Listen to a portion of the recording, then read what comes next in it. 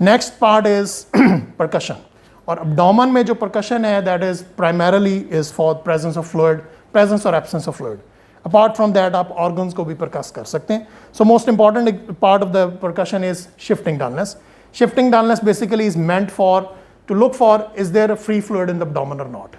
अच्छा, प्रिंसिपल ये है कि जब भी फ्री फ्लूइड होगा that will first accumulate in the flanks, और रिमेंबर फ्लूइड के ऊपर जो परकशन है वो डल आती है, इंटेस्टाइन्स के ऊपर जो है वो टेम्पनेटिक होती है, वो नोट और है।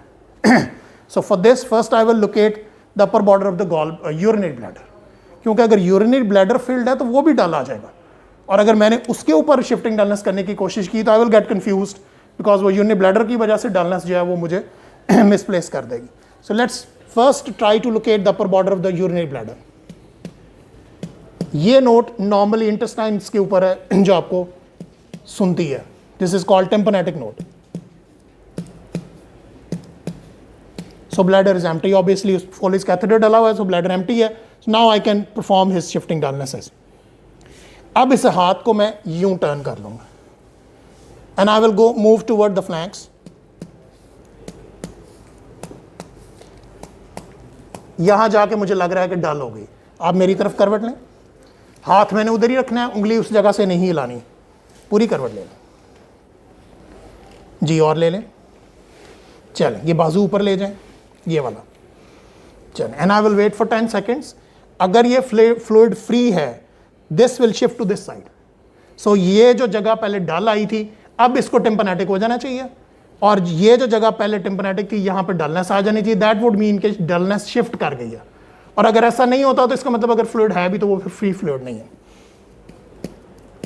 सो ये डलनेस अभी भी उधर ही है। आई विल कम बैक, और यहाँ पे नोट अभी भी टेम्पनेटिक है, सो इसका मतलब है कि this is not free fluid. ये फ्री फ्लूइड होता तो यहाँ पे जो है वो टेम्पनेटिक हो जानी थी और इस एरिया ने डल हो जाना। Now is the time to look for bimanual palpation of the spleen, because patient already मेरी तरफ टर्न्ड है। मैं एक हाथ पीछे रिब केज के ऊपर रखूंगा, दूसरा हाथ deep into this particular costal margin, और पीछे से पुश करूंगा। लंबा सांस लें जी, still there is no spleen which is palpable. So अगर बहुत बड़ी स्प्लीन नहीं है तो वो उसकी टिप वगैरह यहां से पैल्पेट हो सीधे हो जाए। One more thing is the fluid thrill. Fluid thrill is meant for patients who have got 10 ascites. अगर 10 ascites होगी तो ये सारा abdomen डल होगा, सो वहाँ शिफ्टिंग डलनेस वाला कोई चक्कर नहीं है, आपको कोई एरिया टेम्पनेटिक मिलता ही नहीं है। सो वहाँ फिर एग्जामिनेशन में के लिए फिर ये है कि आप बेशक पेशेंट का एक हाथ यहाँ रखवाते हैं और खुद एक इस साइड से फील करते हैं और इस साइड से आप टैप करते हैं।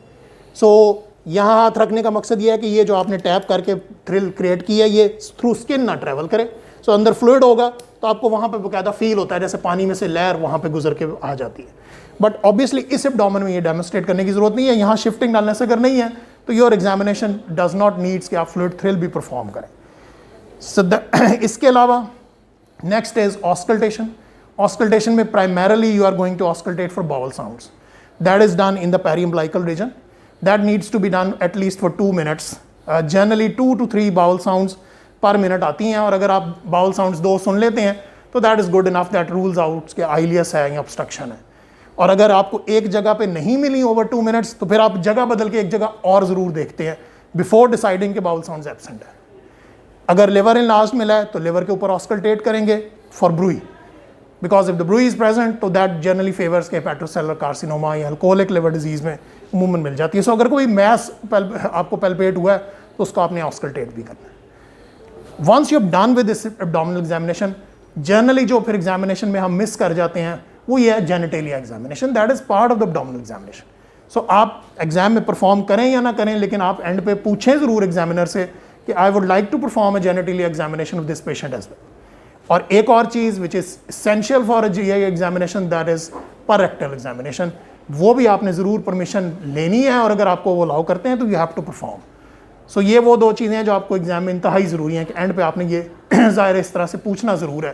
That will complete your abdominal examination. ये मैं नीचे कर दूँ, चलें। हमेशा पेशेंट का दोबारा कवर कर दें, ये पार्ट भी अमूमन मिस हो जाता है बिकॉज एंजाइटी होती है तो उसमें चलने चाहिए। बट ये मैनर्स, एटीट्यूड्स, आप पेशेंट्स के साथ किस तरह डील करते हैं, उसकी कंफर्ट का कैसे ख्याल रखते हैं, बार बार पूछते रहते हैं कि भी पेन तो नहीं हो रही, कि तकलीफ तो नहीं हो रही, that gives a very good impression that you are a good professional who takes care of his patient very well. But remember this is just 50% of the part कि आपने एग्जामिनेशन परफॉर्म अच्छा कर दिया. 50% द पार्ट इज कि आप उसको present किस तरह से करते हैं.